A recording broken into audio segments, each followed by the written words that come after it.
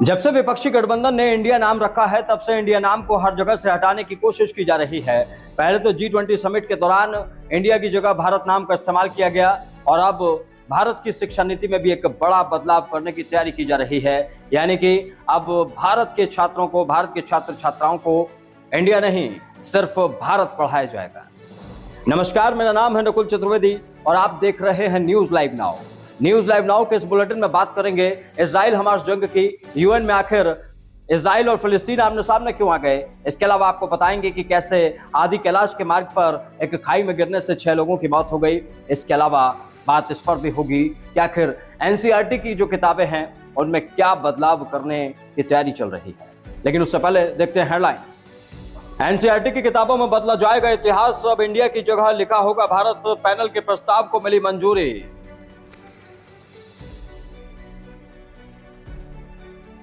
पिथौरागढ़ में आदि कैलाश यात्रियों को ले जा रही जीप 500 मीटर गहरी खाई में गिरी, चालक सहित 6 लोग थे सवार। सीएम धामी ने जताया दुख।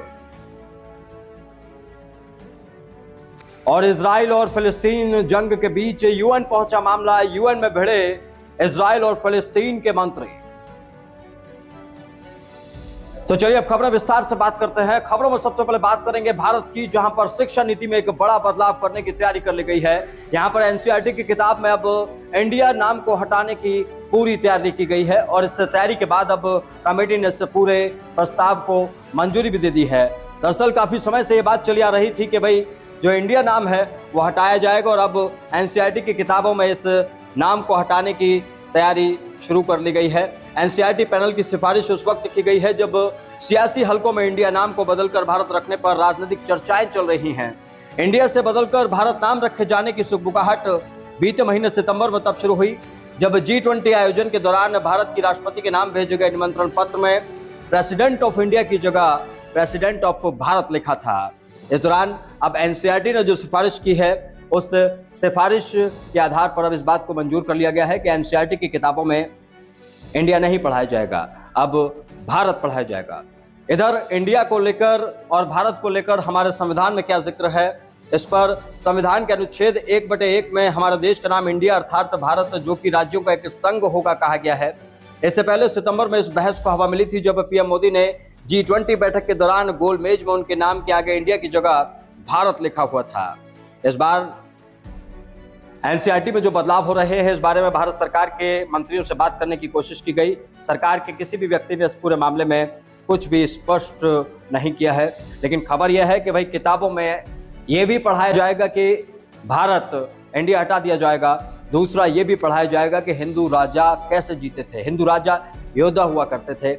उन तमाम चीजों को हटाया जाएगा जिसमें मुगलों को योद्धा बताया गया है।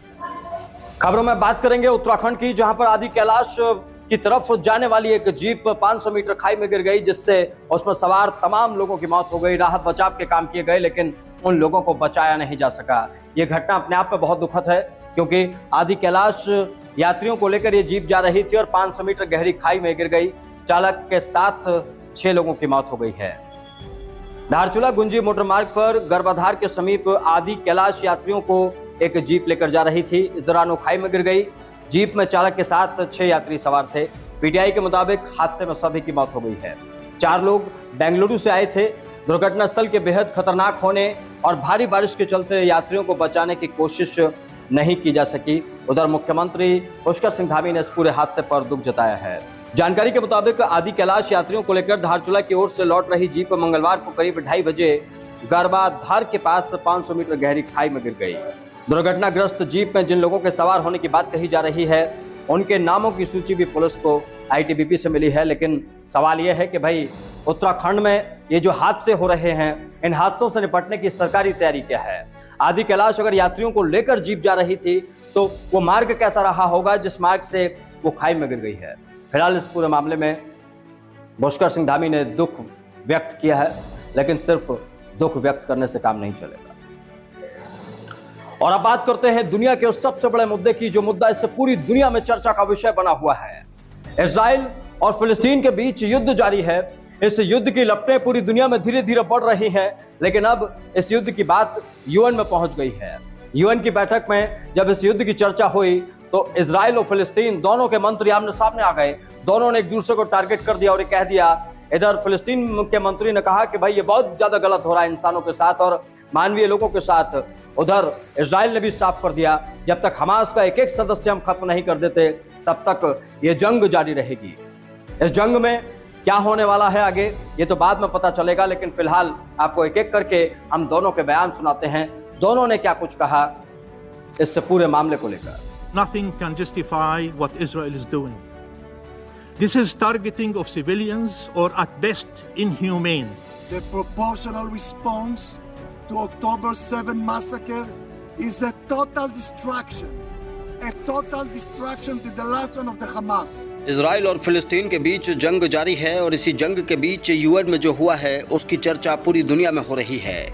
यूएन में एक दूसरे पर आरोप लगाते हुए फिलिस्तीन के मंत्री और इजराइल के विदेश मंत्री एक दूसरे पर हमला करते हुए नजर आए। जहां एक तरफ फिलिस्तीन के मंत्री ने यह कहा कि लगातार फिलिस्तीन सालों से कब्जे को झेल रहा है, दंश को झेल रहा है, लेकिन जो आज इजराइल कर रहा है उसे किसी भी तरीके से जस्टिफाई नहीं किया जा सकता। ये फिलिस्तीन के आम नागरिकों पर जुल्म है और फिलिस्तीन के आम नागरिकों की हत्या करके इजराइल ठीक नहीं कर रहा है। You are for international law, international humanitarian law and for protection of civilians, then nothing can justify what Israel is doing. This is targeting of civilians or at best inhumane, unlawful, indiscriminate attacks. This is collective punishment. इधर Israel के विदेश मंत्री ने भी सीधा जवाब दिया।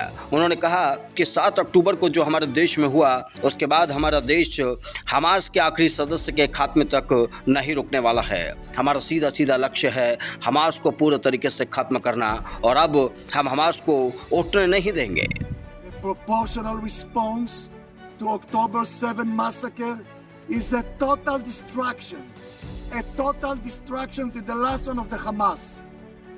जहां एक तरफ इजराइल और फिलिस्तीन ने एक दूसरे के ऊपर हमला किया, वहीं यूएन के महासचिव ने भी दोनों देशों के हालातों को लेकर बयान दिया। उन्होंने कहा कि हमास ने जो किया वो ठीक नहीं था। इसके साथ ही उन्होंने ये भी कहा कि इजराइल जो अब गाजा और फिलिस्तीन में कर रहा है वो भी मानवीय संवेदनाओं के खिलाफ है। So recognize the attacks by Hamas did not happen in a vacuum. The Palestinian people have been subjected to 56 years of suffocating occupation. They have seen their land steadily devoured by settlements and plagued by violence, their economy stifled, their people displaced, and their homes demolished. Their hopes for a political solution to their plight have been vanishing. But the grievances of the Palestinian people cannot justify the appalling attacks by Hamas, and those appalling attacks cannot justify the collective punishment of the Palestinian people. फिलिस्तीन और Israel के बीच चल रहे युद्ध का असर पूरी दुनिया में देखा जा रहा है। अलग अलग जगह अलग अलग प्रतिक्रियाएं सामने आ रही हैं, लेकिन कुल मिलाकर देखा जाए तो मानवीय जान जा रही है। ऐसे में आने वाले वक्त में इस युद्ध में क्या होने वाला है ये देखना होगा। हमास ने पहले हमला किया और इजराइल अब उसका जवाब दे रहा है, लेकिन इस बीच आतंकवाद कौन फैला रहा है ये पूरी दुनिया के लिए चर्चा का विषय बन गया है। क्या इजराइल में आतंकवादी पनप रहे हैं या फिर फिलिस्तीन आतंकवादियों को पाल रहा है ईरान के जरिए? इन तमाम मुद्दों को हम आपके ऊपर छोड़ते हैं। आप क्या सोचते हैं इस वॉर को लेकर कमेंट बॉक्स में बताएं।